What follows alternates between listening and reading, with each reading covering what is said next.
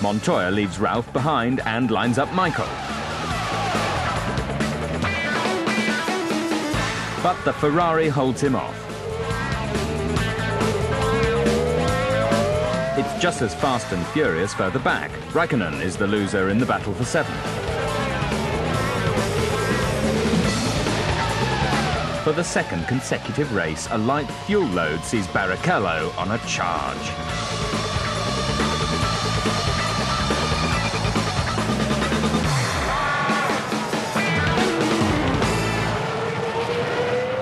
The Brazilian has now caught his team leader, who quickly lets him through. A Drivers' Championship 1-2 is Ferrari's priority now. Alesi's main concern is producing an anniversary to remember. Button doesn't prove to be too much trouble, and the Jordan is back in ninth after a poor start.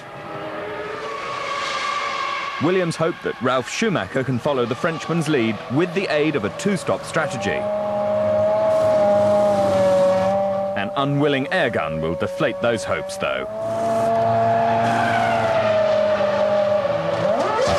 The German sinks to ninth. Barrichello also loses places, but only drops to fifth, handing the lead back to his teammate, who has a re-energized Montoya snapping at his heels.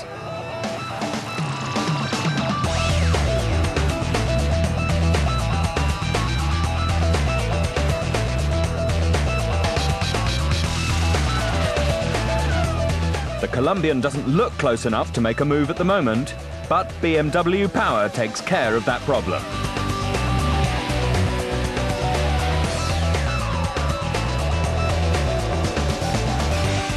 Can he give the crowd what they crave?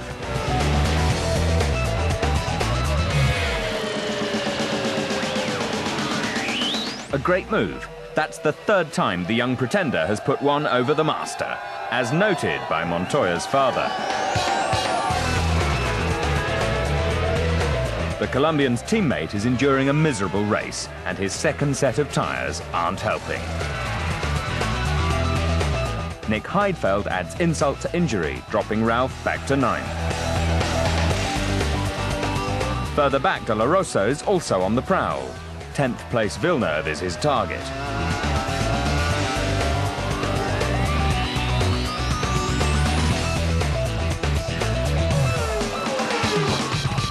Another hopeful move by the Spaniard ends in failure. Ralf Schumacher soldiers on, until his Williams becomes too hot to handle. More maddening is Montoya's retirement. He looked on course for a second win. I don't know what happened, just died. The engine was still running, but I think something broke the gear position. Hackkinen pits from the lead. The former world champion's long first stint could pay off, but he needs to stay ahead of Schumacher, who's already stopped.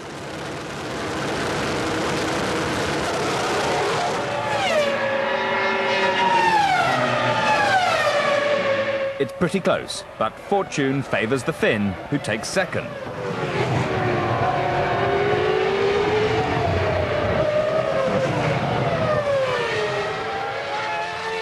Schumacher's teammate comes in for his second and final stop. Can the Ferrari mechanics help him stay in front of Hackkinen?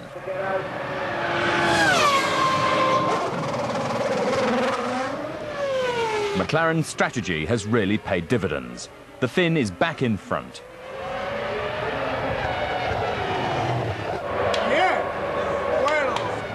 Barrichello drops to second, just in front of Schumacher. He must engage Hakkинen's maximum attack mode if he wants to win the race. Irvine has that mindset as he closes on fifth place Heidfeld. The revitalized Ulsterman powers up the inside, looking good for his second best finish of the season so far. An ailing V10 blunts Barrichello's fight back. Schumacher is up to second, but the Brazilian still defends third from Coulthard in the hope that his engine will survive the final few laps. Joe Ramirez needn't worry, though, about Barrichello getting in the way anymore.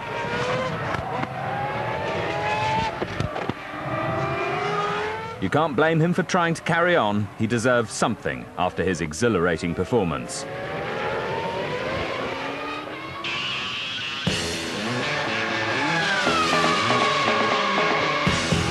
Hakkinen can afford to relax. His upcoming sabbatical provides all the inspiration he needs.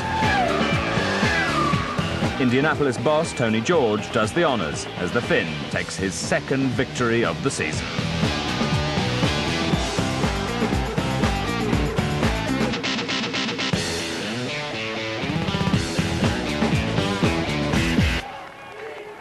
Hakkinen triumph is the ideal end to Ramirez's last race, whilst Irvine gives the Jaguar bosses some hope. Alesi gets his good result just as well for Jordan, as Trulli was disqualified from fourth when the stewards found that the wooden plank underneath his car was worn beyond regulation thickness.